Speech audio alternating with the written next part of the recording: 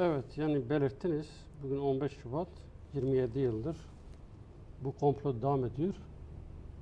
Fakat bu komplonun amacı arkadaş da belirtti. Başta yani Orta Doğu'da 3. Dünya Savaşı'nın merkezi durumdadır şu anda. Ve 3. Dünya Savaşı'nın merkezi olarak da Büyük Orta Doğu Projesi de Orta Doğu ayağı da bunun önündeki en büyük engel Kürt sorunuydu. Kürt Özgürlük Hareketi de Önder Apo'ydu yani. İdeolojik olarak engeldi. Yani kendilerinin belirtmiş olduğu bazı değerlendirmeleri de var yani. Yazıları var. Diyorlar ki biz Orta Doğu'ya müdahale edeceğiz. Orta Doğu'yu kendimiz için bir asfalt alanı haline getireceğiz. Dolayısıyla kendi sistemimizi orada oluşturacağız. Var olan ulus devletleri parçalayıp güçsüz düşüreceğiz. Ondan sonra radikal grupları tasfiye edeceğiz. Daha sonra da Kürt-Türk Savaşı'nı başlatacağız.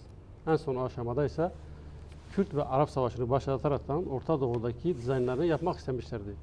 Fakat bunun önünde en büyük engelin Önder Apo olduğunu kendileri belirtiyorlar. Onun için tasfiye etmek için komplo başlatıldı. İlk komplo başlatıldı.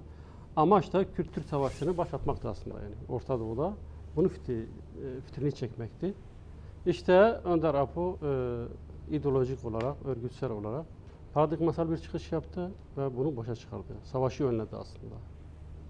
Fakat 27 yıl boyunca hemen hemen neredeyse her yıl olmasa da bazı zamanlarda kendi politikalarını değiştirmek zorunda kaldıkları süreçlerde kapitalist modernitenin, hegemon güçlerin tekrardan bu komplo devreye konuldu yani. Mesela dikkat edelim 2024'te de Rojava üzerinden tekrar devreye konuldu yani. Her taraf vuruldu yani o süreçte yine. Ekim ayıydı.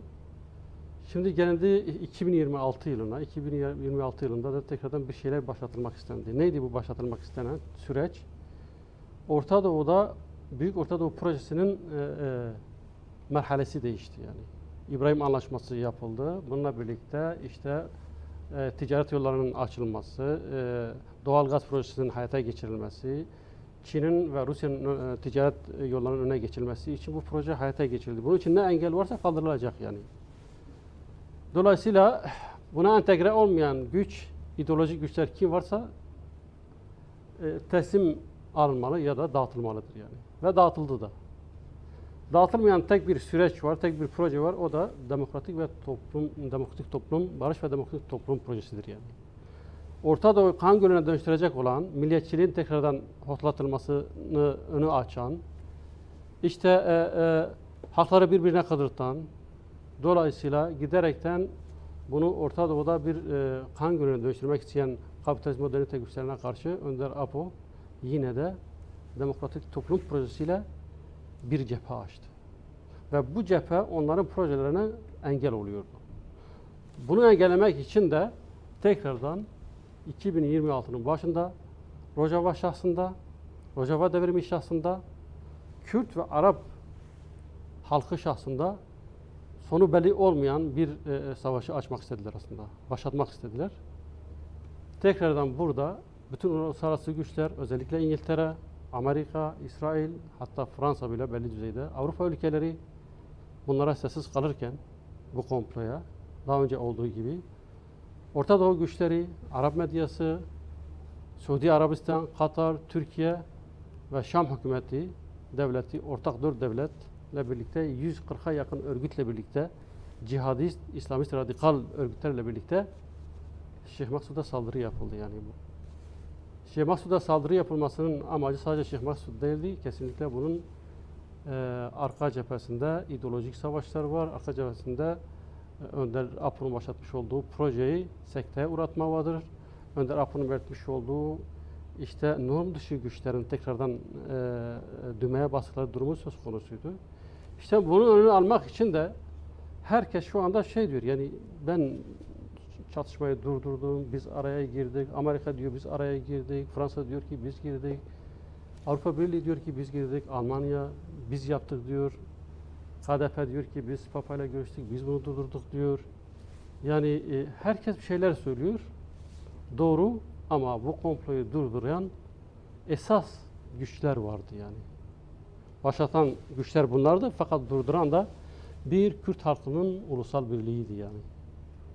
Bu yaklaşım, bu savaş aynı şekilde Kürtlerde ulusal bilinci tamamıyla doruğa çıkardı. Tüm dünyadaki Kürtler birleşti. Kendileri kendi sloganlarını oluşturdu. Biriz, biriz, yolumuz birdir tüm Kürtlerin diye. Önder Apo'nun yoludur işte, projesidir tarzında slogan attı, birleşti. Bir bu, ikincisi dostlar ve internasyonel güçlerin dayanışması bu süreci durdurdu. Ama esas durduran irade, siyasal güç, siyasal irade ise Önder Apo'ydu yani. Bunu herkes biliyor, herkesin de bilmesinde fayda var yani. Bu süreci durduran, savaşı durduran, müdahale eden siyasi irade güç Önder Apo'dur yani. Durdu ve şu anda savaşı durdurmuş.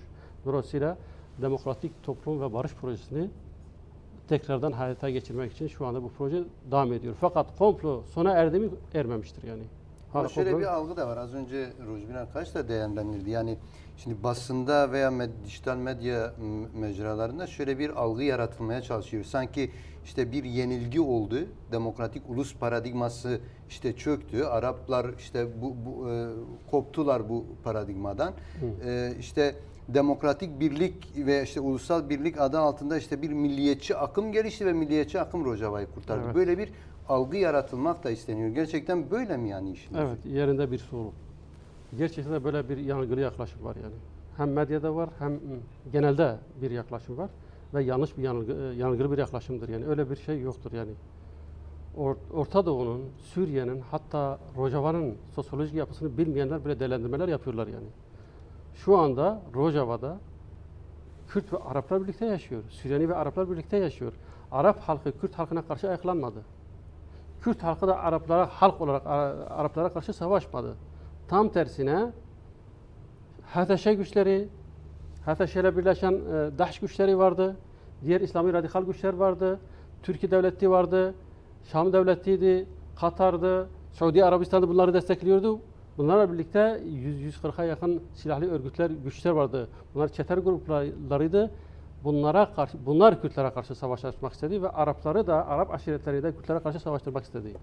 Fakat buna rağmen Arap halkı duyarlıydı. Evet, doğrudur. Bazı kesimler, bazı şeyhler, bazı aşiret reisleri, bazı aşiretler ayaklandı. Devlet geldi, korktu. Bazıları silah bıraktı, kaçtı. Fakat halk olarak tamamıyla Arap halkı Kürt halkına karşı şey yapmadı yani. Şey de belirtti yani, kasede sözcüleri de belirtti yani. Şu anda Rojava'daki şehitlerin yarısı, 5000'e yakın daha fazlası Arap gençleridir. Arap gençleri gitti, Kubay'da şehit oldu. Arap gençleri Haseke'de şehit oldu. Arap gençleri şeyde şehit oldu yani, Kamuş'ta şehit oluyor. Hala bile şehit oluyor. Aynı şekilde Kürtler de Rakka'da, Deir ez-Zor'da şehit olduğu doğru. Fakat şu yaklaşım da var yani, bunu bilmek gerekiyor. Kürtlerin ne işi vardır Rakka'da, Deir ez-Zor'da diyenler şimdi diyor ki niye çekildiniz yani. Öyle diyenler de vardır.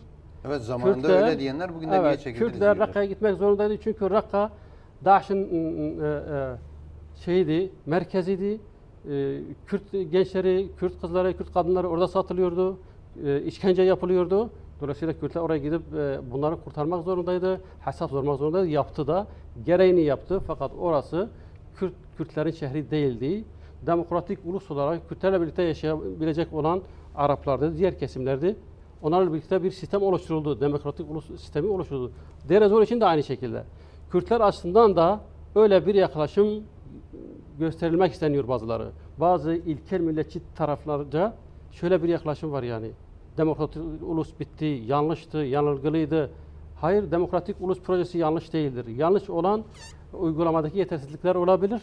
Yanlış olan ilkel milliyetçiliktir, milletçi yaklaşımlardır yani. Önder Apo'ya arkadaş da belirttiği son süreçte epeyce hem medya üzerinden saldırılar var. Yani bu saldıran kesimler de belli yani. Kimler olduğu da belli. Neden saldırdıkları da belli. Sadece günü düşünenler, kendilerini düşünenlerdir. Nerede oldukları da bellidir. Önder Apo 27 yıldır cezaevindedir. Koşulları yoktur. Tek başınadır.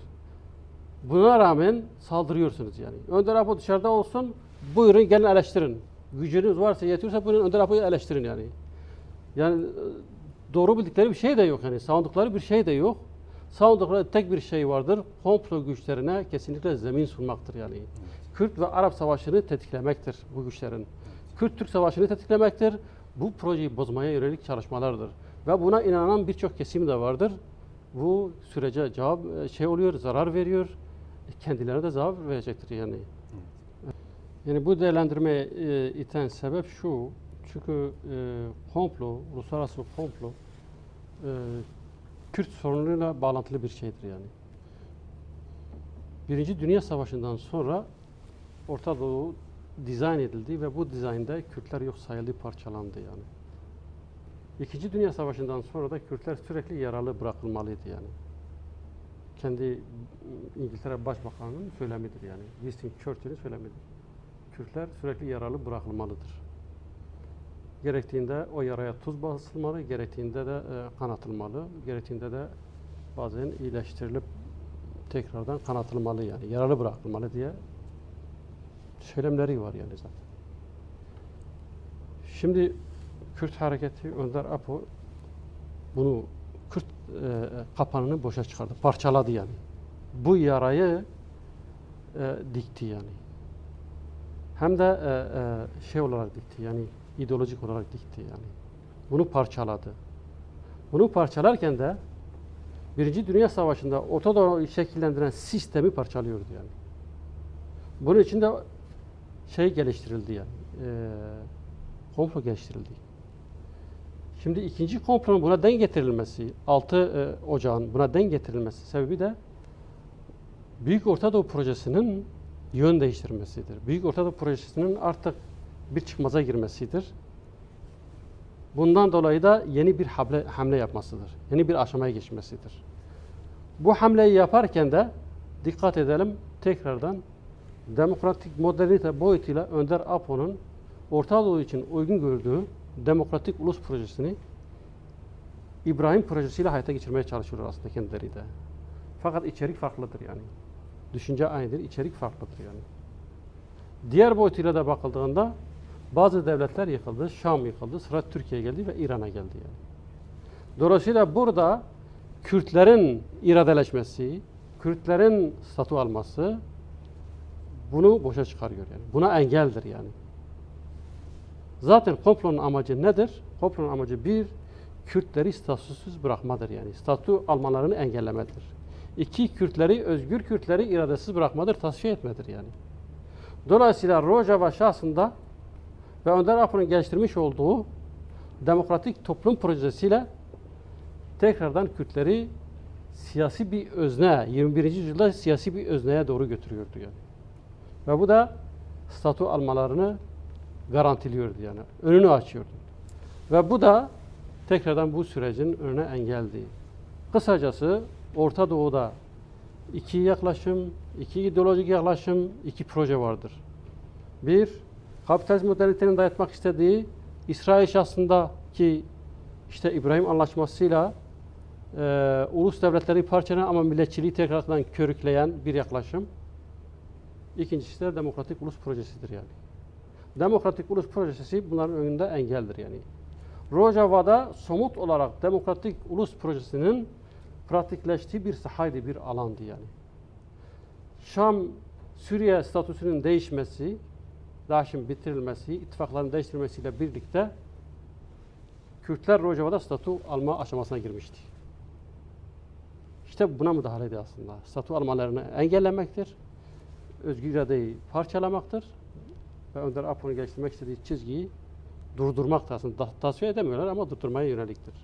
Fakat belirttiğimiz gibi Kürt halkının uyanışı, duyarlılığı, dostlarının duyarlılığı ve Önder Apo'nun müdahalesiyle tekrar bu süreç şu anda durdurulmuştur yani.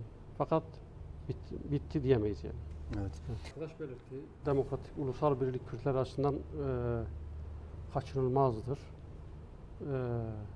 Artık milliyetçilik veyahut da farklı yaklaşımlar, ideolojik yaklaşımlar bir tarafa bırakılmalı.